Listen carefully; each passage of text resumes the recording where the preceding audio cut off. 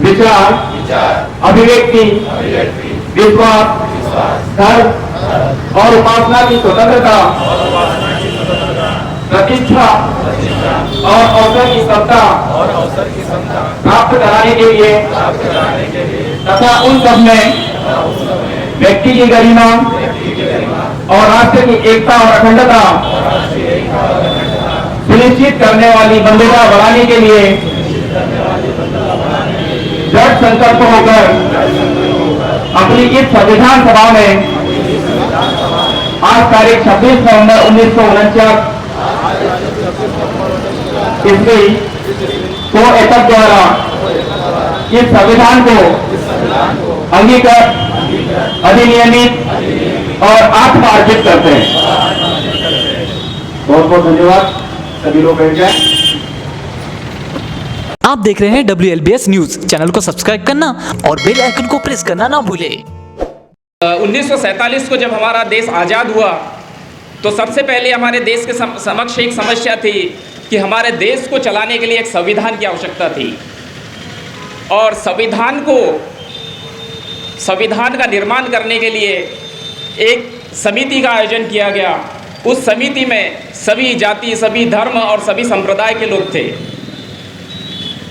लगभग साहब ने बताया कि 299 सदस्य संविधान सभा में थे। जब 24 जनवरी 1950 को संविधान लागू करने की बात आई, 26 जनवरी को हमारा संविधान लागू हुआ, तो 24 जनवरी 1950 को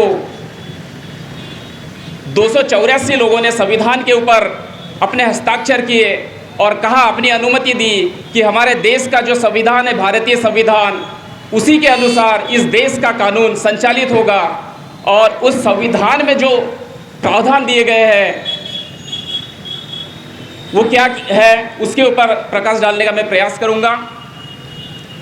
आज जो दिन भारतीय संविधान दिवस मनाने के लिए हम यहाँ उपस्थित हुए हैं, 26 नवंबर 1949 को संविधान इस देश ने अंगीकृत किया था। प्रत्येक नागरिक इस देश का, जिसके लिए भारतीय संविधान में व्यवस्था की गई है, उसे मौलिक अधिकार दिए गए हैं और कोई भी व्यक्ति हो, संविधान के अनुसार जो उसे अधिकार दिए गए हैं उसका अगर उल्लंघन होता है तो संविधान उसकी सुरक्षा करता है। यहाँ जितने भी लोग बैठे हैं वो अपने अधिकारों को जान ले। क्योंकि सरकार की या देश की जिम्मेदारी होती है कि वो संविधान के बारे में, जो हमारा कानून है, उसके बारे में लोगों को जागृत करे। क्या देश की सरकार अपने जिम्मेदारी को निभा रही है?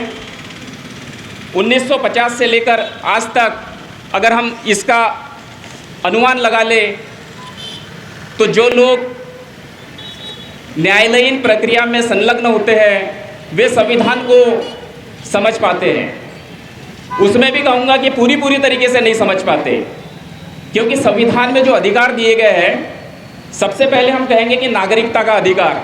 जैसे हम यहाँ पर जितने भी लोग उपस्थित हैं, हम नागरिक हैं, हम इस देश के नागरिक हैं और हमारी क्या जिम्मेदारी है।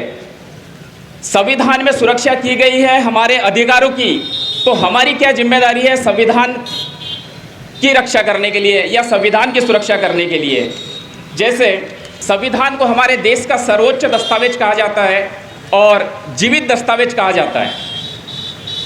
क्योंकि प्रत्येक नागरिक का महत्व और प्रत्येक नागरिक के अधिकार उस संविधान से जुड़े हुए हैं।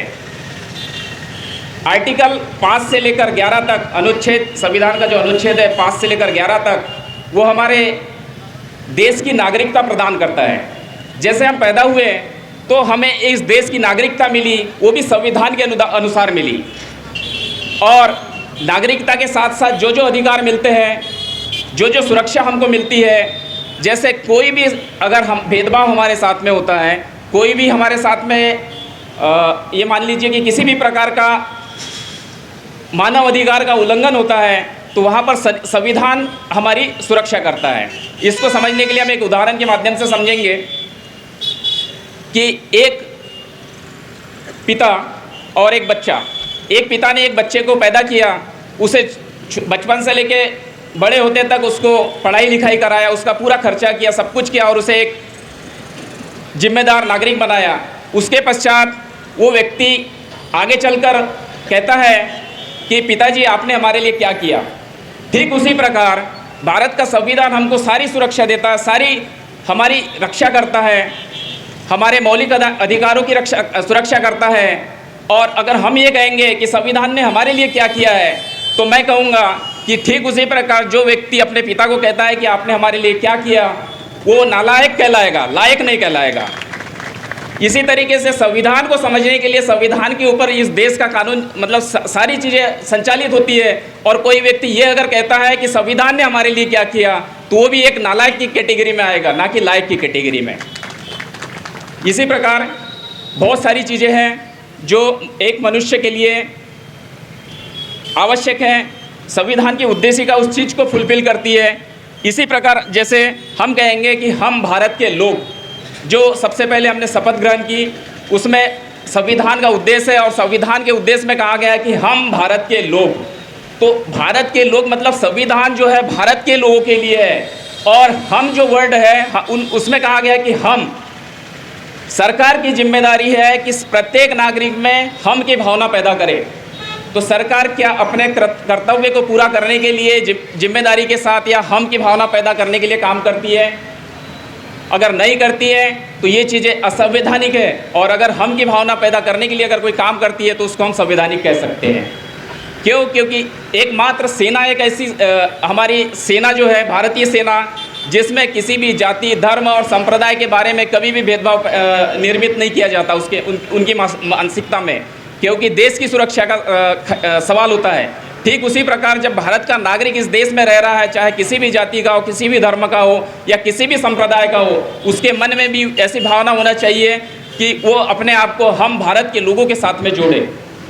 संविधान के उद्देशिका में बहुत सारी चीज़ें हैं जो हमने शपथ ग्रहण के समय में उसके ऊपर ये किया, लेकिन उस चीज़ को बताने के लिए और भी अधिवक्तागण है, हमारे सीनियर अधिवक्तागण है, उसके ऊपर प्रकाश डालेंगे। उनसे निवेदन करूंगा कि जो हमारी प्रीएम्बल है उसको, उसके उद्देश्य को फुलफिल करने से संबंधित जितने भी प्रावधान हैं वो हमारे बीच में उपस्थित लोगों को बताएं। इतना कहकर मैं अपना स्थान करूँगा। जय।